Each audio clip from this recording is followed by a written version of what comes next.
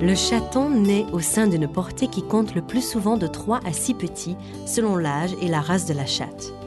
Une chatte foncée peut mettre au monde des chatons intégralement blancs.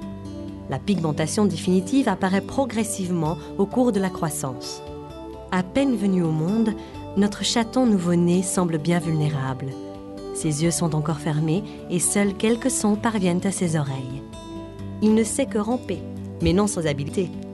Dans les minutes qui suivent sa naissance, il trouve le chemin de la mamelle nourricière grâce à son odorat qui le guide vers cette source de chaleur. Chaque chaton s'en tiendra très vite à sa mamelle et n'en changera plus. Le petit animal pose son premier regard sur ce qui l'entoure au bout d'une 8aine de jours. Pendant les 3 premières semaines, l'essentiel de son activité consiste à téter et à dormir. Il passe 90% de son temps blotti contre sa mère et les autres chatons de la portée. Cette proximité fournissant la chaleur nécessaire à sa survie et à son bien-être. Loin de sa mère et de sa fratrie, il miaule. En les léchant, la chatte réconforte ses petits et les aide à éliminer. L'autonomie viendra plus tard, avec l'apprentissage de la propreté. Dès que le chaton parvient à se tenir sur ses 4 pattes vers la 3e semaine, l'exploration du monde extérieur peut commencer. Le spectacle en vaut la peine. Le chaton part à la découverte de son nouvel environnement, s'enhardissant jusqu'à s'éloigner du nid protecteur, ce qui ne va pas sans inquiéter la chatte. Quand elle estime que ses chatons vont trop loin, elle les saisit par la peau du cou et les ramène près d'elle.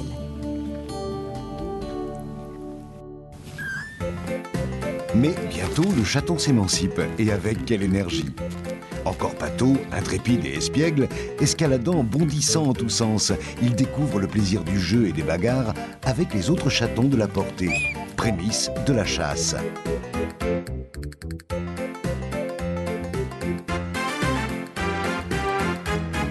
Ces acrobaties sont suivies de longues périodes de sommeil, ponctuées par des épisodes de rêve, toutes les 25 minutes environ. C'est d'ailleurs chez le chat qu'a été découvert le sommeil paradoxal, pendant lequel les muscles sont complètement relâchés, mais où on enregistre des mouvements oculaires rapides, comme si le chat était éveillé. Âgé de près d'1 mois, le chaton, capable de laper et muni de ses dents de lait, est prêt pour le sevrage qui consiste à remplacer progressivement le lait maternel par un aliment solide.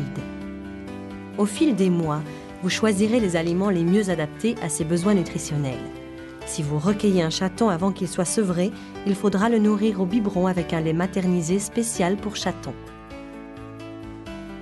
Le chaton a une très faible capacité à digérer l'amidon avant le sevrage et à ce stade de sa croissance, il faut lui apporter des protéines exclusivement d'origine laitière.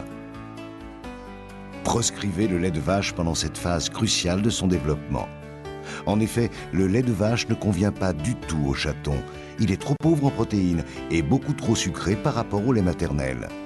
À la naissance, les défenses immunitaires du chaton sont assurées grâce aux anticorps de la mère contenus dans le colostrum. Ce liquide est sécrété avant le lait par les mamelles de la chatte, dans les premières 24 heures qui suivent la mise bas. Au fil des semaines, cette protection va aller en s'amenuisant pour disparaître complètement autour de 2 mois, avant même que ses propres défenses prennent le relais.